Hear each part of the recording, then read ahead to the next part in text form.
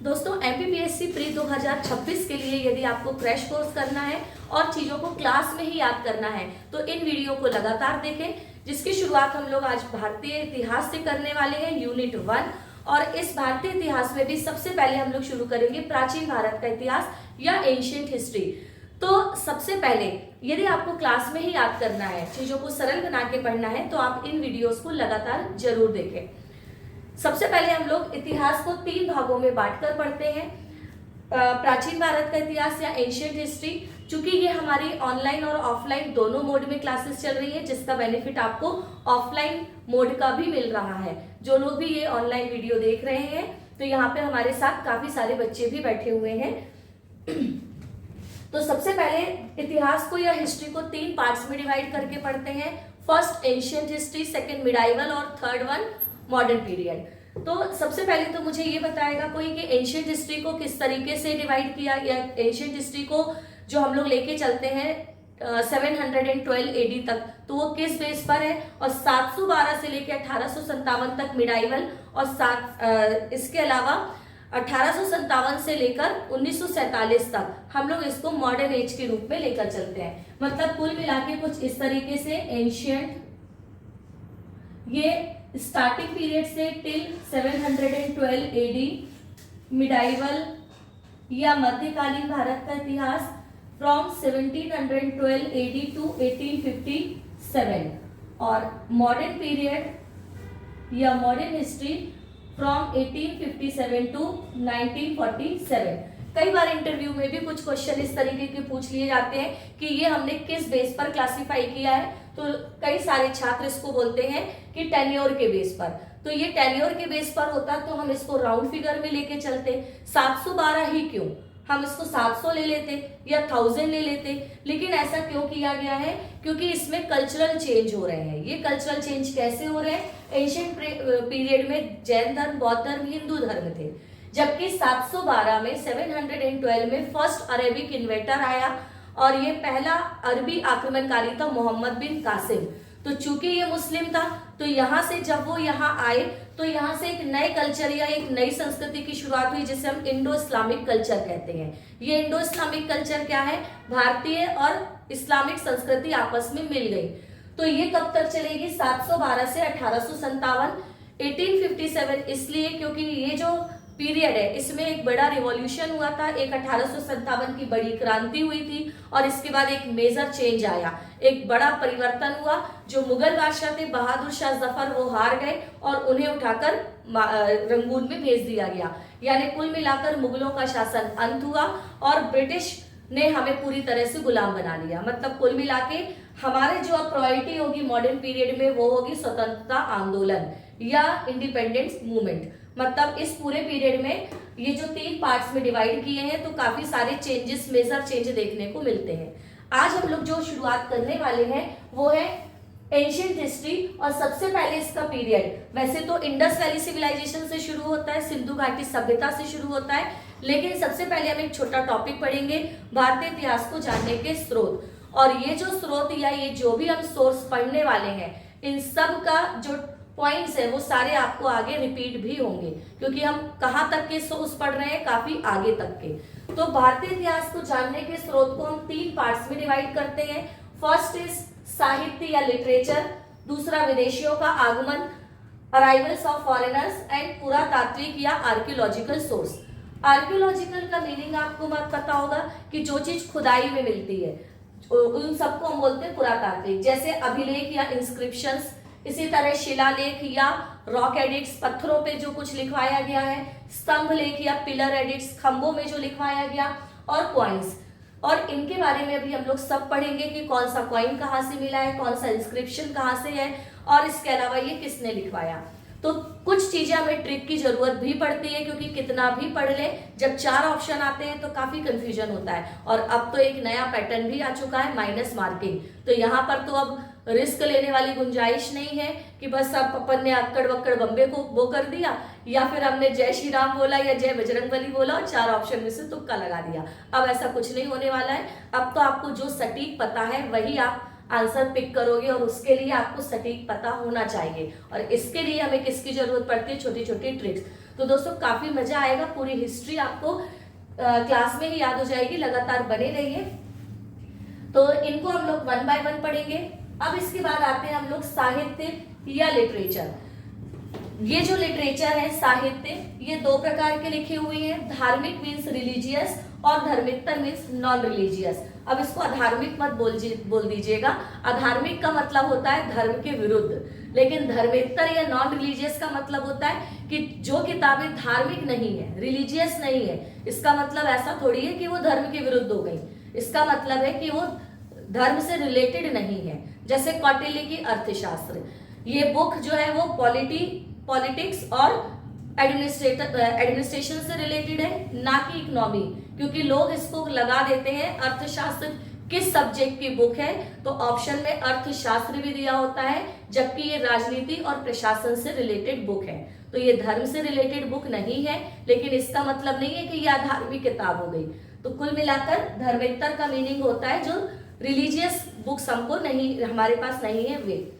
अब आते हैं इनमें क्या क्या हमको पढ़ना है और कैसे पढ़ना है। तो धार्मिक स्रोत जो होते हैं या रिलीजियस लिटरेचर, उनमें वेद, उपवेद, अरण्यक, उपनिषद, स्मृतियां या धर्मशास्त्र, पुराण, रामायण, महाभारत, जैन एंड बौद्ध, इतने लिटरेचर हमको यहाँ पर पढ़ना है और इनसे संबंधित सारे फैक्ट्स।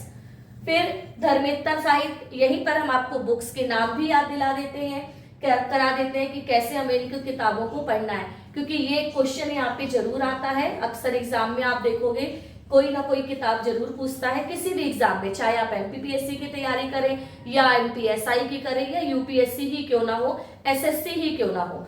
और दूसरी चीज यहाँ पर मेंस में भी कुछ किताबों के सीधे सीधे लेखक के नाम भी पूछ लिए जाते हैं, तो इनके लिए भी हम ट्रिक से याद करेंगे। ध्यान से आप सुनिएगा कि ये ट्रिक कैसे हमें बनाना है। जो लोग भी पहली बार तैयारी कर रहे हैं वो सबसे पहले नाम को याद करेंगे, क्योंकि पहले आपको क्या करना है, इस नाम से यूज टू होना है, क्योंकि आपने नाम पहली बार सुन रहे हो, पहले कभी नहीं सुना।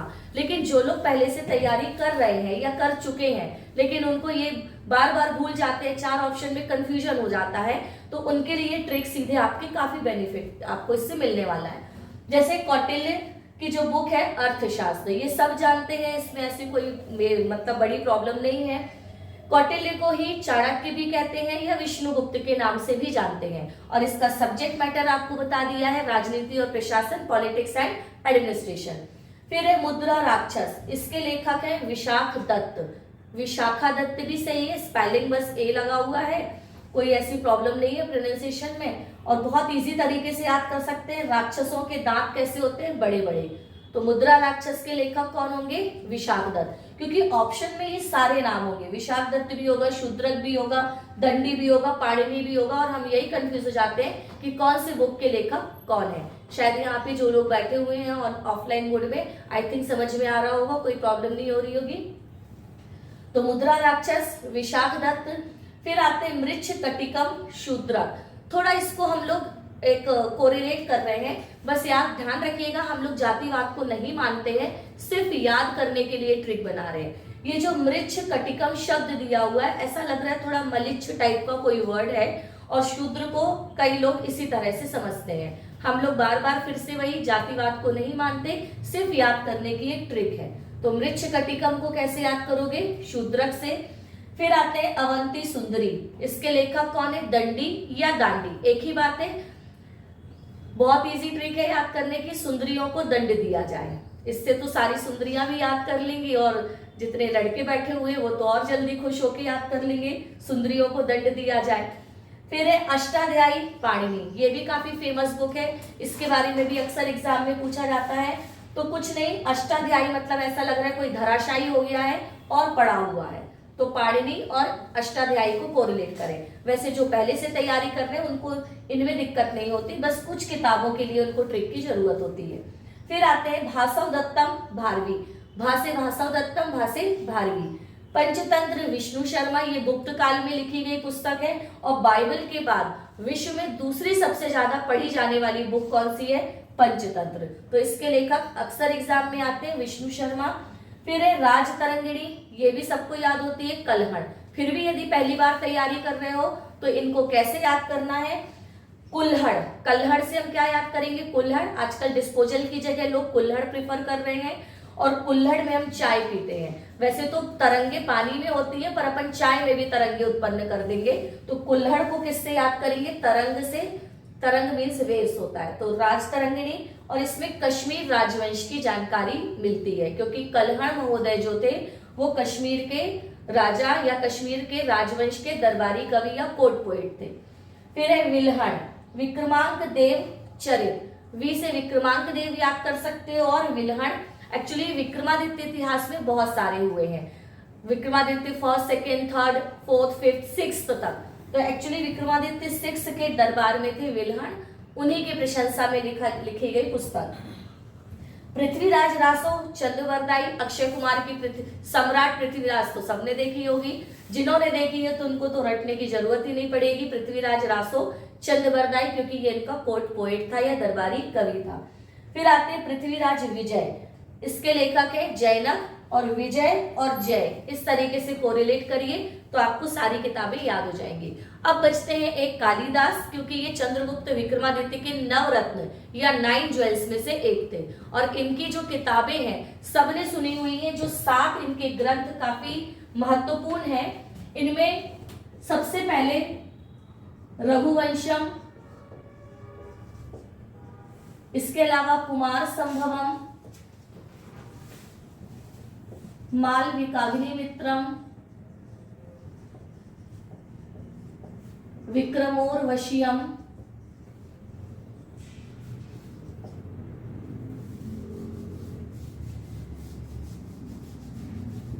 अभिज्ञान शाकुंतलम, और इसके अलावा ऋतु संहार और मेघदूतम। दोस्तों यहीं पर चूंकि एमपी के हैं कालिदास जी का संबंध, तो यहीं पर इसका सब्जेक्ट मैटर भी बता देते हैं, इसमें क्या लिखा हुआ है। रघुवंशम नाम से समझ में आ रहा है, इसमें राजा रघु और उनकी पूरी वंशावली का वर्णन किया गया है। कुमार संभवम, आप जानते हैं कुमार किसको, किस देवता को बोलते हैं, शायद सभी जानते होंगे, कार्तिकेय, जो शिव जी के, शिव पार्वती के पुत्र, बड़े पुत्र, गणेश जी के बड़े भाई कुमार कार्तिकेय। तो एक्चुअली कुमार संभवम में शिव पार्वती विवाह और उनके पुत्र कार्तिकेय का वर्णन किया गया है। फिर मालविकाग्निमित्रम, संधि करके लिखा हुआ है, एक्चुअली ये मालविका और अग्निमित्र इनकी प्रेम कहानी का वर्णन है। ये अग्निमित्र का उल्लेख आपको शुंग वंश में आएगा, पुष्यमित्र शुंग के पुत्र थे अग्निमित्र। फिर विक्रमोर्वशीयम, इसमें विक्रमादित्य और उर्वशी स्वर्ग की अप्सरा के रूप में जानते हैं, ये उनकी प्रेम कहानी से वर्णन से संबंधित है। अभिज्ञान शाकुंतलम कालिदास का सबसे फेमस नाटक है, जिसके आज भी काफी सारे नाटक या ड्रामा किए जाते हैं, काफी ज्यादा परफॉर्मेंस होती है। इसमें शकुंतला और दुष्यंत की प्रेम कहानी का वर्णन है, जो आपने ओवरऑल सुना होगा कि एक ऋषि कन्या थी शकुंतला, राजा दुष्यंत शिकार खेलने गए थे और उन्हें उनसे प्रेम हो गया, दोनों ने गंधर्व विवाह किया, लेकिन एक ऋषि के श्राप की वजह से शकुंतला जो थी वो अपनी मतलब उन्होंने उनका अनादर कर दिया था, तो राजा दुष्यंत अपनी याददाश्त खो बैठे और शकुंतला को भूल गए। उन्होंने एक अंगूठी दी हुई थी, गिफ्ट की थी शकुंतला को। जब उन्होंने अपने ऋषि से माफी मांगी तो उन्होंने बोला कि जब कोई ये अंगूठी देखेंगे तो उनको याद आ जाएगी तुम्हारी, और वो अंगूठी भी शकुंतला से गुम गई थी। वो पानी में गिरी और मछली के पेट में चली गई, और फिर जब एक बार मछली राजा को गिफ्ट की गई और जब उसका पेट निकाला तो उसमें से अंगूठी निकली, और फिर दुष्यंत को शकुंतला की याद आई। काफी हार्ट टचिंग यानी दिल को छूने वाली ये नाटक माना जाता है। सबसे फेमस है कालिदास का अभिज्ञान शाकुंतलम।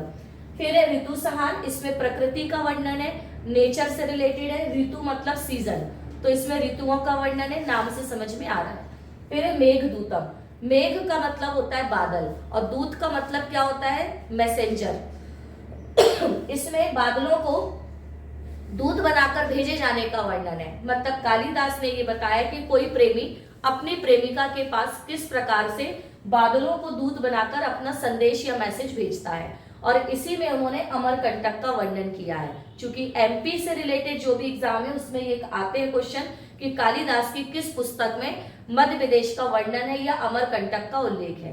क्योंकि उसमें इस तरीके से बताया गया था कि हे मेघ, जब तुम जाओगे तो तुम्हें एक रमणीय स्थान मिलेगा जहाँ की जलवायु बहुत अच्छी होगी, और उसका नाम बताया अमरकंटक। तो ये थी कालिदास की रचनाएं। अब एक समस्या यहाँ पर ये होती है कि कौन सी इनकी पुस्तक खंड काव्य है, कौन सी महाकाव्य है और कौन सी नाटक है। आई थिंक यहाँ बैठे हुए भी काफी सारे लोगों को ये प्रॉब्लम आती है। इसको याद करने का सबसे इजी तरीका, दोनों भगवान जी पर आधारित है तो ये दोनों होंगी महाकाव्य, क्योंकि भगवान कैसे होते हैं, महान। तो ये दोनों क्या होंगे, महाकाव्य। और ये जो दोनों नेचर से रिलेटेड, प्रकृति से रिलेटेड जो किताबें हैं, वो दोनों होंगी खंड काव्य। अब बचती है बाकी की 3 लव स्टोरी, क्योंकि अभी आपको बताया प्रेम कहानियां ही है, और ये तीनों के तीनों नाटक हैं। वैसे भी लव स्टोरी नाटक होती है या ड्रामा होती है, ऐसा भी कुछ आप लोग याद कर सकते हो। अब जिनकी लव स्टोरी चल रही है तो मुझे आप लोग मतलब गरियाने लग मत लगना। चलिए अब आते हैं, ये हो गया आपकी सारी किताबें। अब आते हैं विदेशियों का आगमन, मतलब जो भारतीय इतिहास को जानने का दूसरा स्रोत है वो है जो फॉरेनर्स राइटर आए हैं। तो सबसे पहले कौन आए थे, रोमन ग्रीक, इनको यूनानी लेखक भी कहते हैं, एक ही बात है तीनों। और इनमें भी फर्स्ट इज हेरोडोट्स। हेरोडोट्स को फादर ऑफ हिस्ट्री या इतिहास का पिता कहते हैं, और इन्होंने जो किताब लिखी है उसका नाम है हिस्टोरिका। ये बुक अक्सर एग्जाम में आती है। फिर आते हैं मेगास्थनीज। ये जो मेगास्थनीज था ये चंद्रगुप्त मौर्य के दरबार में आया था, कोर्ट में आया था, और ये सेल्यूकस निकेटर का राजदूत था या एम्बेसडर था। अब ये सेल्यूकस निकेटर क्या वाला है, सिकंदर से क्या रिलेशन है, थोड़ा सा इसके लिए पेशेंस रखिए, सारी चीजें आपको याद करा देंगे यहीं पर, और कॉन्सेप्ट से एक दूसरे से कोरिलेट करके पढ़ेंगे हम लोग। तो मेगास्थनीज जो था, इसकी बुक थी इंडिका। यदि आप बुक का नाम भूल जाएं तो कुछ नहीं, बहुत इजी है, ऐसा याद कर लेना, मैं इंडिका में बैठकर आया, मुझे इंडिका गाड़ी ज्यादा पसंद है, तो मेगास्थनीज आपको याद हो जाएगा। फिर आते हैं डायनोसियस, डायमेकस, ये बिंदुसार और अशोक के समकालीन थे, और टॉलमी फिलाडेल्फस के राजदूत थे। और फिर आते हैं प्लिनी, इनकी एक बुक मिली हुई है नेचुरल हिस्टोरी का, और कुछ किताबें भी मिली हैं, जैसे एक बुक आती है जियोग्राफी, और एक बुक मिली है द पेरिपेलस ऑफ द इरिथ्रियन सी।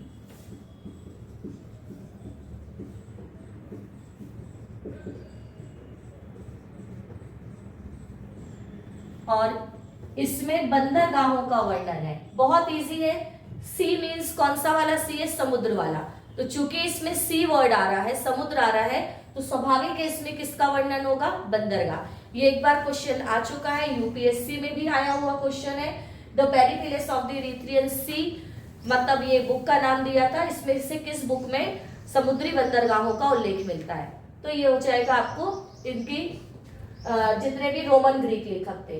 अब आते हैं चाइनीज या चीनी लेखक। पहला चीनी लेखक था फाहियान, फिर ह्वेनसांग, फिर इत्सिंग। इसके लिए भी हम बहुत इजी ट्रिक बना सकते हैं, PHI, फाई,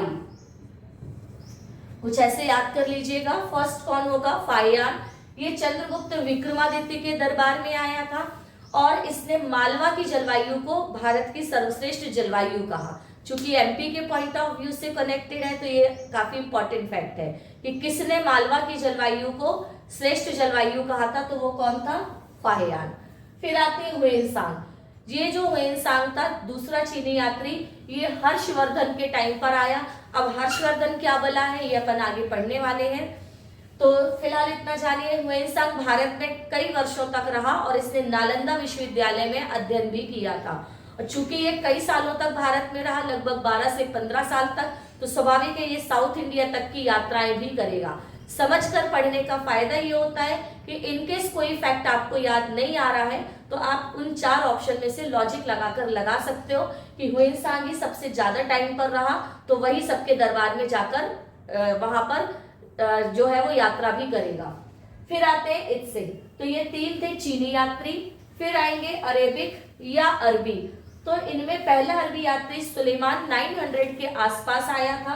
फिर अल मसूदी, ये अल मसूदी वही अल मसूदी है जिसने भारतीय मॉनसून प्रणाली का अध्ययन किया था, क्योंकि मॉनसून शब्द अरबी भाषा से बना है। एमपीपीएससी 2016 या शायद 17 में आया हुआ प्रीमियम क्वेश्चन है कि मानसून शब्द किस भाषा का है। सामान्यतः लैटिन, ग्रीक या फिर लोग रोमन समझते हैं, बट एक्चुअली ये क्या है, अरबी भाषा। तो मानसून की स्टडी सबसे पहले अरेबियंस ने की।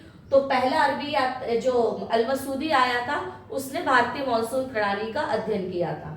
और फिर आया था अल-बरूनी, इसका नाम सबसे ज्यादा सुना हुआ होगा क्योंकि सबसे ज्यादा आने वाला क्वेश्चन भी यही है। मेंस में 2 मार्कर में भी ये क्वेश्चन पूछा जाता है और आया भी हुआ है। ये मोहम्मद महमूद गजनवी के साथ भारत आया था और इसकी जो फेमस बुक है वो है किताबुल हिंद, या इसी को तहकीके हिंद के नाम से भी जानते हैं। और तीसरा सोर्स हमने आपको पुरातात्विक बता दिया है। तो इस तरीके से एक छोटा सा हमारा अभी कंप्लीट नहीं हुआ है दोस्तों, अभी तो सिर्फ हमने आपको पुरातात्विक के सिर्फ ओवरव्यू दिया है और इनके बारे में हमने आपको डिटेल बता दी है और धार्मिकता साहित्य याद कराए। अभी तो मेन कहानी हमारी बची हुई है वेद, उपवेद, अरण्यक आदि, जो कि हम लोग अभी इसको नेक्स्ट वीडियो में देखने वाले हैं।